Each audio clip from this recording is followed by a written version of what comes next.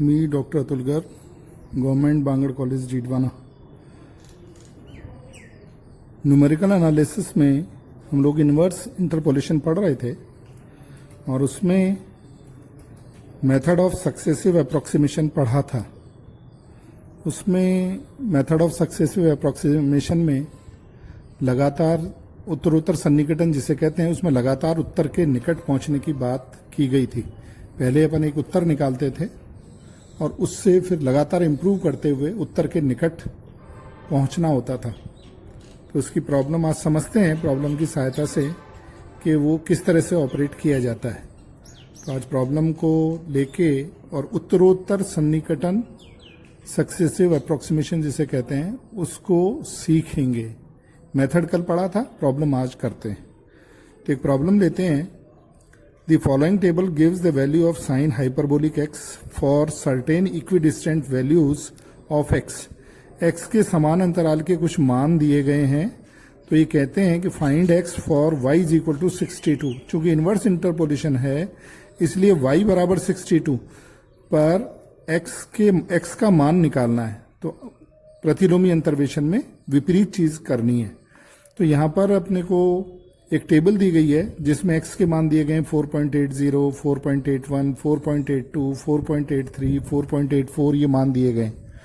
इस पर y के मान दिए गए 60.7511, 61.3617, 61.9785, 62.6015, 63.2307 लगातार बढ़ रहा है, ये मान दिया हुआ है। तो इस मानों को अगर अपन देखें तो अपने से कहा गया है कि y इज इक्वल टू 62 पर x फाइंड आउट करो कितना होगा। तो यहां पर 62 y में देखें तो 61.9785 तो ये रहा और 62.6015 ये रहा। तो 62 मान इनके बीच में आएगा। साइन हाइपरबोलिक x का मान दिया गया है तो ये मान इन दोनों मानों के बीच में आएगा। ये चूंकि टेबल लंबी बन नहीं सकती थी इसलिए नीचे देख लेंगे डिफरेंस टेबल में। तो ये इन दोनों के बीच में आएगा। तो इसका मतलब जो x का मान होगा वो 4.82 और 4.83 के बीच में आना चाहिए। वो मान अगर इन दोनों के बीच में आता है तो फिर ये अपन सही वैल्यू कैलकुलेट कर रहे हैं। तो इस तरह से ये क्वेश्चन अपने को फॉर्म कर दिया, इनवर्स इंटरपोलेशन निकलवा लिया कि ये आपको मान इस तरह से ज्ञात करना है। तो अब चूंकि ये मान जो अपन ने अभी देखा तो वो मान स्पष्ट रूप से अभी देखा था 4.82 और 4.83 की वैल्यू जो y की दे रखे उनके बीच में है, इसलिए 4.82 चूंकि ये इक्वी डिस्टेंट है, समान अंतराल है, तो समान अंतराल में अपन या तो न्यूटन ग्रेगरी फॉर्मूला लगाएंगे या फिर गॉस सूत्र लगाएंगे अग्र या पश्च, या स्टर्लिंग सूत्र या बेसल सूत्र। तो क्वेश्चन में ऐसा कुछ दिया नहीं है कौन सा फॉर्मूला लगाना है, तो अपन एक बार इसको सारे फॉर्मूले लगा के भी देख सकते हैं इस प्रश्न को। और वैसे स्टर्लिंग थोड़ा सा ज्यादा एक्यूरेट फॉर्मूला तो स्टर्लिंग लगा सकते हैं। तो सबसे पहले तो अपने को चूंकि ओरिजिन डिफाइन करना पड़ेगा, केंद्रीय अंतर्वेशन काम में ले रहे हैं क्योंकि केंद्र के आसपास की वैल्यू पूछी है। यहाँ पर ये केंद्र में आता है तो केंद्र के आसपास वैल्यू पूछिए तो कोई सा केंद्रीय अंतर्वेशन सूत्र काम में लेना पड़ेगा। तो उसके लिए मान लीजिए स्टर्लिंग फॉर्मूला काम में लें तो अपने को मूल बिंदु निर्धारित करना पड़ेगा। तो मूल बिंदु 4.82 और 4.83 के बीच में चूंकि आ रहा है तो 4.82 को अपन मूल बिंदु ले लेते हैं।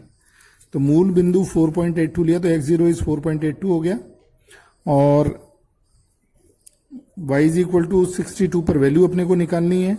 चूंकि ये वैल्यू 4.82 4.83 के बीच में इसलिए अपन ने x0 को 4.82 लिया है और h अंतराल का अंतर यहाँ पर इन दोनों के अगर सबका देखें तो 0.01 ही है h। तो u का मान अपना x minus x0 upon h होता है फॉर्मूले में, तो वो अपन बाद में देख लेंगे। इससे x निकालना होगा तो u की वैल्यू निकालकर फिर x कैलकुलेट करेंगे। तो x0 अपने को मालूम है, अपन ने डिफाइन कर लिया है और h 0.01 दिया हुआ ही है। x निकालना है, u अपन अभी कैलकुलेट करेंगे फॉर्मूले से, तो फाइनली वो आ जाएगा। तो सबसे पहले चूंकि स्टर्लिंग फॉर्मूला लगाना है तो अपने को डिफरेंस टेबल चाहिएगी। तो डिफरेंस टेबल अपन बनाएं। डिफरेंस टेबल को काम में लेने के लिए पहले अपन ये लिखें वैल्यू।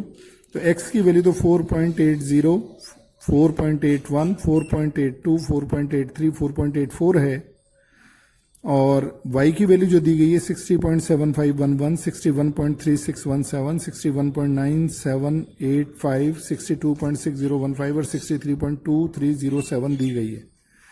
अब अपने को सबसे पहले तो u की वैल्यू कैलकुलेट करनी है। तो u कैलकुलेट करने के लिए जैसे 4.82 पे देखें तो u अपने को मालूम ही है, ये u होता है x minus x zero upon H. तो x की जगह 4.82 रखें, x0 अपना 4.82 माना है अपन ने, ये ऊपर डिफाइन कर लिया 4.82 है अपना x0, तो x0 तो हमेशा 4.82 ही रहेगा। तो अब 4.82 पर u निकालना है, तो 4.82 माइनस 4.82 अपॉन 0.01 लिया तो ये 0 बन गया, तो ये u की वैल्यू 0 आ गई।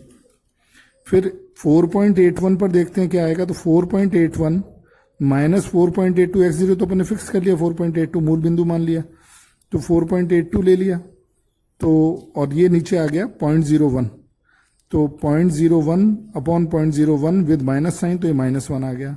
ऐसे ये 4.80 पर -2 आ गया। अब 4.83 रखें, माइनस 4.82 तो 0.01 अपॉन 0.01 तो ये 1 बन गया, ये 2 आ गया। तो u की वैल्यू डिफाइन हो गई। इससे अपने को पता लग गया कि ये वैल्यू तो x0 कहलाएगी, ये वैल्यू y0 है, ये u है। तो अब अपने को अग्रांतर चूंकि चाहिएंगे, इसलिए अग्रांतर सारणी बना लें। तो इस मान में से इस मान को घटाया, ठीक बीच में लिखा, इस मान को से इसमें घटाया, ठीक बीच में लिखा, इसमें से इसको घटाया, ठीक बीच में लिखा, इसमें से इसको घटाया कैलकुलेटर से, ठीक बीच में लिखा। तो ये मान आ गए 0.6106, 6186, 0.6030, 0.6292, ये मान प्रथम अग्रांतर के आ गए। फिर ये डेल स्क्वायर वाई निकाला, दूसरा अग्रांतर निकाला, तो इसमें से इसको घटाया तो 0.0062, इसमें से इसको घटाया तो 0.0062, इसमें से इसको घटाया तो 0.0062, तीनों इक्वल आ गए, अचर आ गए मान। तो तीसरा अग्रांतर शून्य हो गए, चौथे अग्रांतर शून्य, आगे के अग्रांतर शून्य हो गए। इसका मतलब जो भी फॉर्मूला काम में लेंगे वो डेल स्क्वायर तक सीमित रह गया, आगे के सारे अग्रांतर 0 होने से फॉर्मूला आगे नहीं चलेगा। तो अब इस टेबल में भी अपने को मालूम है ये y0 है, ये y-1 है, ये y-2 है, तो मैं लिख देता हूं ये y-1 की वैल्यू है। और ये अपन जानते हैं y-1 ये है, तो डेल y-1 ये होगा, डेल स्क्वायर y-1 ये होगा। इसी तरह से y0 ये है, तो del y0 del square y0 ये होगा। और चूंकि केंद्रीय बिंदु अपना 4.82 है, तो ये फिर अपने को रेखा भी खींचनी पड़ेगी, केंद्रीय रेखा। तो केंद्रीय रेखा के वाले मान और इसके ऊपर नीचे वाले मान काम में आते हैं, अपने को मालूम है। तो इसमें जो स्टर्लिंग सूत्र अगर अपन काम में ले रहे हैं, तो उसमें ये मान, फिर इन दोनों का माध्य, फिर ये मान आएगा काम में। तो ये अपने को डिफरेंस टेबल में मालूम है। अब फॉर्मूला देख के लिखेंगे तो उसमें फिर ये सारे मान लिखेंगे। तो here we use Stirling formula. तो स्टर्लिंग फार्मूला अपन जानते हैं YU is equal to y0 plus u del y0 plus del y-1 बटे 2 प्लस u स्क्वायर बटे फैक्टोरियल 2 डेल स्क्वायर y-1। फिर अगला देखेंगे तो मान क्या आएगा, u स्क्वायर -1 बटे factorial 3 del cube y-1 plus del cube y-2 बटे 2 आएगा। उसकी जरूरत नहीं है क्योंकि तीसरा अग्रांतर शून्य है, इसलिए उसकी जरूरत नहीं पड़ेगी। तो अपना फॉर्मूला ये काम में आएगा उत्तरोत्तर सन्निकटन विधि से मान ज्ञात करने के लिए u का। तो अब इस फॉर्मूले को आगे लेते हैं अपन। तो इसमें इस फॉर्मूले में अपन ने जो मान है वो सारे रख देते हैं। तो देखिए इसमें मान रख रहे हैं, मान अभी बता दें YU। तो YU अपने को जिस पे मान ज्ञात करना, तो 62 दिया हुआ है, तो YU 62 हो गया। Y0 इस टेबल में Y0 का मान ये Y0 है 61.9785 आ जाएगा। U निकालना है del Y0 plus del y-1 बटे 2।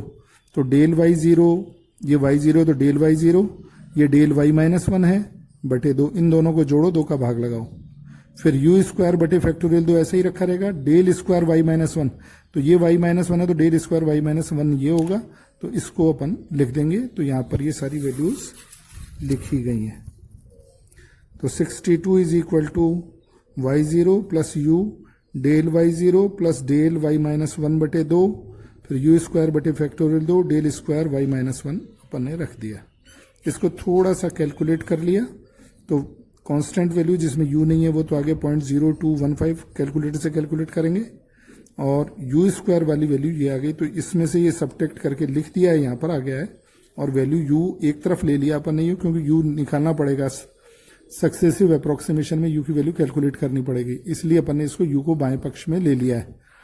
तो इसमें फिर ये इक्वेशन बन गई जिसमें केवल u पहली बार जहाँ आया था उसको अपन ने लेफ्ट हैंड साइड में रख रखा है, तो यू स्क्वायर राइट में ही रहेगा। अब इसमें 0.6199 से डिवाइड कर दें तो केवल u बच जाएगा, तो वैल्यू इसमें भाग लगाया इसका तो ये बच गई, इसमें भाग लगाया तो ये आ गई। तो ये फर्स्ट इक्वेशन अपने पास आ गई जिससे मेथड ऑफ सक्सेसिव अप्रोक्सीमेशन काम करेगा। अब अपन पहला उत्तर निकालते हैं, जो एक मोटे रूप में उत्तर जिसे कह सकते हैं वो फर्स्ट अप्रोक्सीमेशन कहलाता है। तो टेकिंग फर्स्ट टर्म ओनली, जिसमें u आगे के पद नहीं आए, केवल जिसमें कोई अचर पद है जिसमें कोई u नहीं आ रहा, उस पद को केवल मान के पहला उत्तर मान लिया जाता है। तो u स्क्वायर u क्यूब सब छोड़ने पर ये जो फर्स्ट टर्म आ रही है ये कहलाता है फर्स्ट अप्रोक्सीमेशन। तो पहला उत्तर आ गया, अपन उत्तर के पहली बार निकट आए हैं। फिर सेकंड अप्रोक्सीमेशन के लिए अपन ये जो u1 आया इसको u1 से लिख लिया पहला अप्रोक्सीमेशन को, कि पहला उत्तर है। अब इस उत्तर को लगातार अपन इंप्रूव करेंगे। इंप्रूव करने के लिए इस उत्तर को बार बार इक्वेशन फर्स्ट में रखेंगे, राइट साइड में, लेफ्ट में नहीं। उसको तो u1 u2 u3 u4 ही देंगे कि कौन सा अप्रोक्सीमेशन चल रहा है। अब u2 निकाल रहे हैं सेकंड अप्रोक्सीमेशन, तो ये u1 की वैल्यू पूरी इक्वेशन जो फर्स्ट थी इसमें रखेंगे। तो putting u1 in RHS of first we get u2। तो ये तो अब दूसरा अप्रोक्सीमेशन है इसलिए u2 लिखा जा रहा है, ये एज इट इज है, ये भी एज इट इज है। और u जो u1 अपन ने निकाला उसको u1 स्क्वायर कर दिया, तो इसका स्क्वायर लिख दिया। अब इसको कैलकुलेटर से कैलकुलेट करेंगे तो ये वैल्यू आ गई 0.034677, ये u2 आ गया। अब u2 को वापस अपन इक्वेशन फर्स्ट के राइट साइड में रखेंगे तो u3 आएगा, इसको u3 लिख देंगे। फिर u4 आएगा, u5 आएगा। लेकिन अगर अपन देखें कि दशमलव के 3 या 4 स्थानों तक उत्तर सही है क्या, तो इनको मिलाएंगे u1 u2 को। तो u1 और u2 में देखें तो 0.0346 ये 83 था, ये 77 आ गया, तो उत्तर के ज्यादा निकट ये हो रहा है। लगातार इंप्रूव कर रहे हैं अपन उत्तर को। तो ये अब करीब करीब दशमलव के 4 स्थानों तक तो बराबर है, 5वें स्थान पे परिवर्तन आ रहा है, तो ये इंप्रूव्ड है। इसलिए इसको अपन उत्तर अभी मान लेते हैं, दशमलव के 4 स्थानों तक या 5 स्थानों तक ये उत्तर सही है। तो इसलिए बहुत ज्यादा अप्रोक्सीमेशन अपने को नहीं करने पड़े। अदरवाइज तो 4 5 6 अप्रोक्सीमेशन करके अपन 2 रूट तब तक निकालते रहते हैं जब तक कि वो रूट समान नहीं आ जाए डिजायर्ड एक्यूरेसी तक। तो फिर ये मान लो यहाँ पर दोनों मान बराबर से ही आ गए, तो ये difference between u1 and u2 are negligible, so u is equal to this. Final हो गया कि u का मान अब यही रहेगा। तो जब u निकल गया तो x अपन निकाल सकते हैं कि x के किस मान के लिए y बराबर 62 होगा। वो फॉर्मूला अपन ने शुरू में ही लिखा था, इक्वेशन उसको a कह दिया गया था कि ये इक्वेशन a है। तो इसमें अपन ने रख दिया, इसमें रखा, तो u वैल्यू जो अभी निकाली अपन ने ये वाली वैल्यू u की रख दी। तो x माइनस x0 4.82 है और h बराबर 0.01 है। तो इसको कैलकुलेट किया, x का मान ये आया 4.82034।